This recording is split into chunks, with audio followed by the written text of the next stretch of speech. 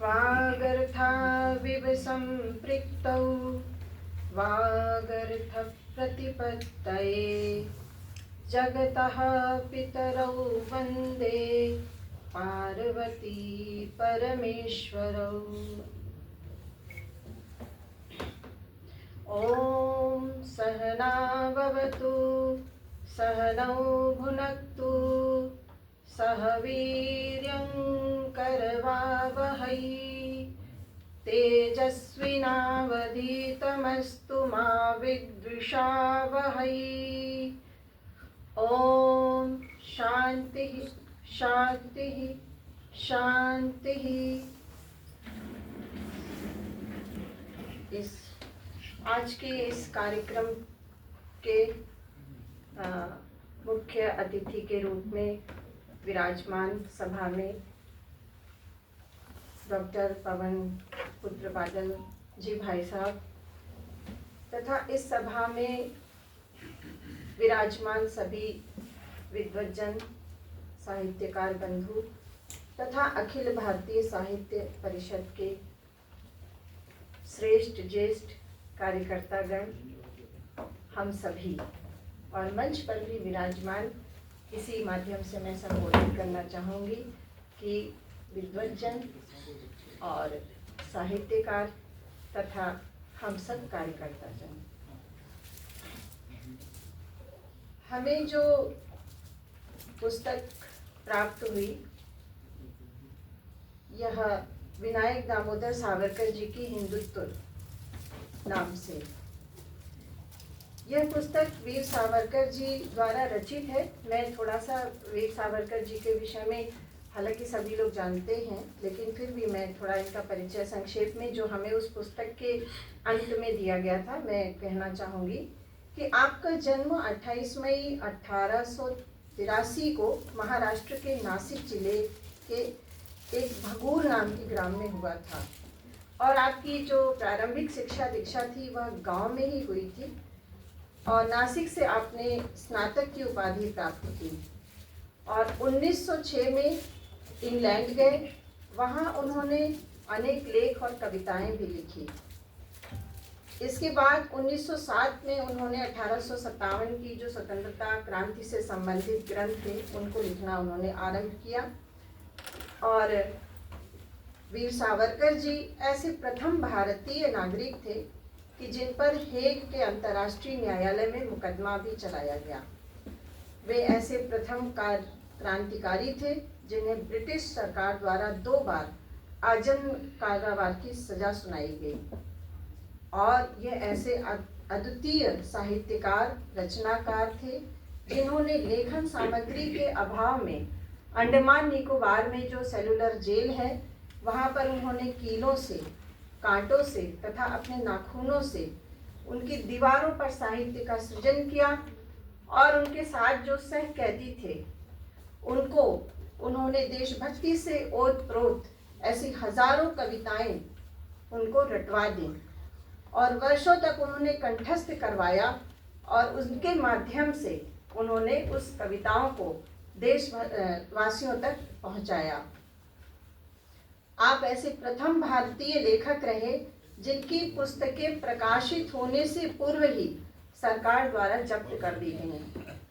वह एक स्वतंत्रता सेनानी, राजनीतिज्ञ, समाज सुधारक तथा बड़े साहित्यकार थे और हिंदुत्व दर्शन के वह सूत्रधार थे।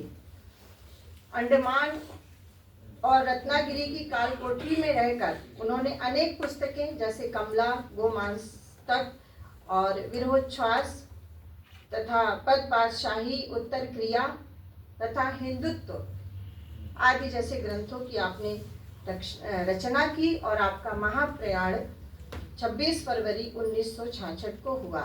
ये जो भी मैंने अभी बात कही है ये आपकी उस हिंदुत्व पुस्तक में जो कि संस्करण 2023 का है उसमें यह सब बातें स्पष्ट हैं, लिखी हुई हैं। अब ये हिंदुत्व मुझे कि उनको लिखने की क्या प्रेरणा हुई होगी और किस कारण से उन्होंने इस हिंदुत्व नामक शीर्षक से ग्रंथ की रचना की, तो आज भी हम देखें तो हिंदुत्व जो शब्द है वो मानव जाति के लिए एक स्फूर्ति और चैतन्य का स्रोत बना हुआ है। और हिंदुत्व यह शब्द कोई साधारण शब्द नहीं है, यह एक परंपरा है, एक इतिहास है। हिंदुत्व शब्द से संबंध रखने वाले विचार, महान ध्येय, रीति परंपराएं और भावनाएं अत्यंत श्रेष्ठ और विविध रूप में हैं। हिंदू धर्म हिंदुत्व से ही उत्पन्न उसी का एक अंश है। हिंदुत्व शब्द का आशय समझने से पूर्व हिंदू किसे कहते हैं यह समझना आवश्यक है। कैसे इस एक शब्द ने लाखों मानस को आकर्षित किया।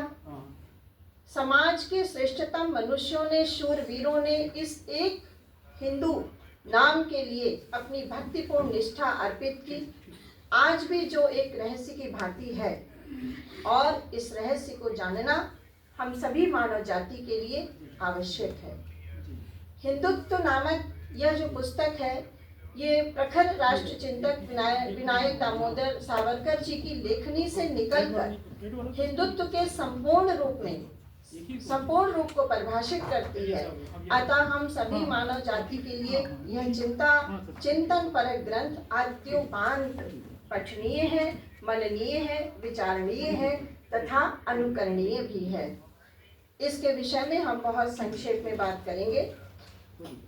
अगर हम इस पुस्तक की अनुक्रमणिका देखें, इसमें 120 पेज हैं जो पुस्तक मुझे प्राप्त हुई थी। इसमें अध्याय की बात नहीं है, भागों की बात है, जो कि 8 संदर्भ सूची सहित 8 भागों में विभाजित है। और इसके अंतर विभाग भी हुए हैं जो 102 के लगभग हैं। कहते हैं कि जी हाँ, हम हिंदू हैं। हिंदू कहलाने में हम सदैव एक गर्व का अनुभव करते हैं, क्योंकि कुछ शब्द ऐसे होते हैं जो अत्यंत गूढ़, विशाल और अमूर्त सिद्धांत के स्पर्श से महत्वपूर्ण बन जाते हैं। उनका स्वतंत्र अस्तित्व होता है और समय के साथ वे पुष्ट होते हैं। हिंदुत्व एक ऐसा शब्द है जो संपूर्ण मानव जाति के लिए आज भी विशेष रूप से चैतन्य का स्रोत बना हुआ है। इसके साथ ही यह हिंदुत्व शब्द अत्यंत प्रभावी और सूक्ष्मतम भी है, परंतु यह जितना क्रांतिकारी है उतना ही भ्रांतिकारी भी है, ऐसा वीर सावरकर जी अपनी पुस्तक में लिखते हैं। और यह सुस्पष्ट भी है। इसी कारण हिंदुत्व शब्द का स्पष्ट अर्थ ज्ञात करना कठिन हो जाता है। वीर सावरकर जी ने जिस कालखंड में इसकी रचना की थी, वह समय यह बात कर रहे हैं कि आज हिंदुत्व की जो स्थिति सामने दिखाई पड़ रही है, उस स्थिति को उत्पन्न होने में कम से कम 40 शतकों का समय लगा, जिसमें शास्त्रकारों, स्मृतिकारों, वीर पुरुषों और इतिहासकारों ने इस हिंदुत्व शब्द की परंपरा को अखंडित रखने अनेक प्रकार के त्याग और बलिदान दिए। उन्होंने अपना पूरा जीवन लगाया, प्रखर चिंतन किया। इतिहासकारों ने इतिहास लेखन का कार्य किया, वीरों ने युद्ध किए और अपने प्राण भी गंवाए। यह सब इसलिए हुआ कि हम लोग कभी आपस में लड़ते हुए, कभी परस्पर सहकार्य करते हुए और कभी एक दूसरे में पूर्णतः विलीन होकर एक रूप हो गए। हिंदुत्व कोई सामान्य शब्द नहीं है। वह बार बार इस बात पर जोर देते हैं, हिंदुत्व एक सामान्य शब्द नहीं है, यह एक परंपरा है, यह एक इतिहास है। और यह इतिहास भी मात्र धार्मिक या आध्यात्मिक नहीं है, जैसा कि हम सभी लोग आजकल सोचते हैं। वो कहते हैं कि यह मानना मनुष्य की बहुत बड़ी भूल है। सावरकर जी ऐसा कह रहे हैं कि हिंदुत्व को केवल आध्यात्मिक और धार्मिक मानना यह बहुत बड़ी भूल है। और अनेक बार तो ऐसा भी देखा जाता है कि हिंदुत्व शब्द को उसी के समान किसी अन्य शब्द के समतुल्य भी समझकर बड़ी भ्रांति और भूल उत्पन्न की जाती है। हिंदुत्व का ऐसा इतिहास नहीं है, हिंदुत्व का एक सर्वसंग्रही इतिहास है।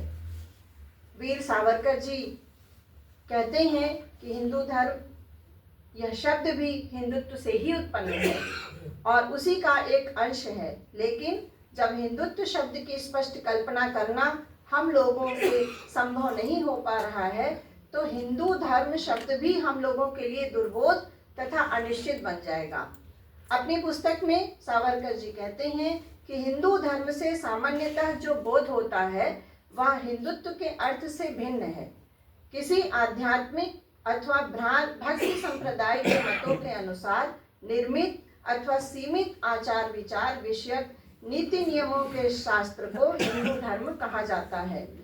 धर्म शब्द का अर्थ भी यही है। मनुस्मृतिकार ने भी धर्म की कुछ ऐसी ही परिभाषा दी है कि धृति क्षमा दमोस्तेयम शौचमिंद्रिय निग्रह धीर विद्या सत्यम अक्रोधो दशकम धर्म लक्षणम, अर्थात उसमें नैतिक बल, सहिष्णुता, आत्मसंयम, अचौर्य, शुचिता, इंद्रिय संयम, बुद्धि, विद्या, सत्य तथा अक्रोध, ये धर्म के 10 लक्षण हैं। वीर सावरकर जी कहते हैं कि हिंदुत्व के मूल तत्वों की चर्चा करते समय किसी एक धार्मिक या ईश्वर प्राप्ति से जुड़ी विचार प्रणाली या पंथ का ही केवल विचार नहीं किया जाता। हिंदुत्व शब्द में एक राष्ट्र, एक हिंदू जाति के अस्तित्व का तथा पराक्रम के सम्मिलित होने का बोध होता है। इसीलिए हिंदुत्व को समझने से पूर्व हिंदू किसे कहते हैं यह समझना आवश्यक है। इस संबंध में सावरकर जी ने अपनी पुस्तकों में सप्त सिंधु से सर्वप्रथम उदय होने वाला आर्य राष्ट्र की बात कही है। मिस्र तथा बेबीलोनिया की सभ्यता से पूर्व भी सिंधु नदी के दोनों तटों पर नित्य यज्ञ की सुगंधित धूम और मंत्रोच्चार के साथ आकाश में उठते थे। अपने पौरुष तथा विश्व के गूढ़ अध्यात्म का विचार करने वाली प्रगल्भता के कारण एक महान तथा शाश्वत संस्कृति की स्थापना करने का सम्मान आर्यों को प्राप्त हुआ। भूमि पर अविरल रूप से प्रवाहित होने वाली तुष्ट पुष्टि कारक सप्त नदियों के कारण एक नए संगठित राष्ट्र का निर्माण हुआ। उन नदियों के प्रति कृतज्ञता ज्ञापित करने के भाव से आर्यों ने स्वयं को सप्त सिंधु कहलाना उचित समझा। ऋग्वेद भी वेदकालीन भारत को यही नाम प्राप्त है। इन 7 नदियों में ज्येष्ठ तथा श्रेष्ठ सिंधु नदी को आर्य लोग राष्ट्र तथा संस्कृति का मूर्तिमान प्रतीक मानते थे। इसके लिए एक श्लोक भी आपने अपनी पुस्तक में कोट किया है। इमा आपः शिवतमा इमा राष्ट्रस्य भेषजिहि इमा राष्ट्रस्य वर्धमिहि इमा राष्ट्र ऋतो ऋता। इन 7 नदियों के नाम शतद्रु, रावी, चिनाव, वितस्ता, गंगा, यमुना और सरस्वती। हिंदू शब्द के लिए उन्होंने कहा कि जो संस्कृत के सिंधु का प्राकृत हिंदू हो जाता है।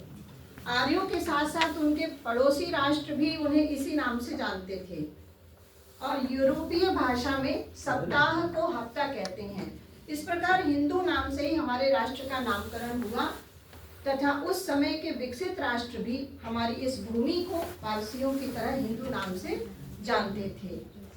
हिंदू राष्ट्र को के वैभव के संबंध में वीर सावरकर जी कहते हैं कि अयोध्या के प्रतापी राजा जिस दिन अपने चरण लंका पर रख दिए तथा उत्तर से दक्षिण समुद्र पर्यंत संपूर्ण क्षेत्र पर सत्ता स्थापित की, उस दिन स्वराज्य निर्मिति का महान कार्य करने की प्रतिज्ञा पूर्ण हो गई। उत्तरम, जैसा कि विष्णु पुराण में यह श्लोक मिलता है, उत्तरम यत् समुद्रस्य हिमाद्रिश्चैव दक्षिणम वर्षम तत् भारतम नाम भारती यत्र संस्कृति। प्राचीन आर्यावर्त तथा भारतवर्ष की परिभाषा करते हुए इसे हिमालय से विंध्याचल प्रदेश तक कहा गया है। एक यह भी हमें विचार देखने को मिलता है कि आर्यावर्त पुण्य भूमि मध्य विंध्य हिमालयों। इस प्रकार से बौद्ध धर्म के उदय और उसके राजनीतिकरण के ह्रास के कारण, इन दोनों ही कारणों से संपूर्ण विश्व में हिंदू अधिक प्रबल हुआ, क्योंकि बौद्ध धर्म के उदय से पूर्व हिंदुओं के संबंध अन्य देशों से अबाधित थे। अब सिर्फ मैं एक भाषा पर बात करूंगी कि वीर सावरकर जी ने अपनी पुस्तक में भाषा के ऊपर भी बहुत प्रकाश डाला है और उन्होंने ये कहा है कि हिंदुत्व के लिए और राष्ट्र के लिए हमें किस भाषा को जो है अपनाना चाहिए और किस भाषा की ओर अपना ध्यान आकर्षित करना चाहिए। उन्होंने कहा है कि संस्कृत ही देश की भाषा है और वह हिंदुओं की वाङ्मय संपत्ति है। जिस प्रकार इतिहास का अध्ययन करने से हम लोगों को अपनी जाति के पराक्रम तथा दिग्विजय का बोध होता है, उसी प्रकार से अपने वाङ्मय का संपूर्ण विचार करने के पश्चात ही हमें अपनी जाति, विचार संपत्ति और इतिहास ज्ञात होते हैं। इसी कारण हम लोगों का वाङ्मय तथा सभी लोगों की समान भाषा संस्कृत पृथक नहीं हो सकती। वे दोनों अभिन्न हैं। वस्तुतः वह हमारी मातृभाषा है और वह ऐसा भी लिखते हैं कि हमारी माताएं इसी भाषा का प्रयोग करती थीं। हमारे ईश्वर के संभाषण की भाषा भी यही देववाणी थी। वेदों की भाषा, पुराणों की भाषा, स्मृतिकारों की भाषा, कवियों की काव्य रचना इसी भाषा में निबद्ध है। हम लोगों के अति उत्तम विचार, अति उत्तम कल्पना तथा काव्य रचना अनायास ही संस्कृत में प्रकट किए गए हैं। इसी भाषा की शब्द संपत्ति ने गुजराती, गुरुमुखी, सिंधी, हिंदी, तमिल, तेलुगु, मलयालम, बांग्ला आदि भाषाओं को भी भाषा की दृष्टि से समृद्ध किया। वीर सावरकर जी कहते हैं कि संस्कृत हम लोगों की भावनाओं तथा आशा आकांक्षाओं को एक प्रकार का मर्यादित सुसंवाद प्रदान करने वाली केवल एक भाषा ही नहीं है, बल्कि इसके साथ साथ अनेक हिंदुओं को वह किसी मंत्र के समान मुग्ध कर देती है। सभी को वह संगीत के समान मोहित करती है। बिंदु और भी हैं, लेकिन समय की कमी है तो मैं अपनी बात को यहीं पर रोकते हुए और जो हमारा लेख होगा उसमें हम उसको संक्षेप में करके लिखने का पूरा प्रयास करेंगे।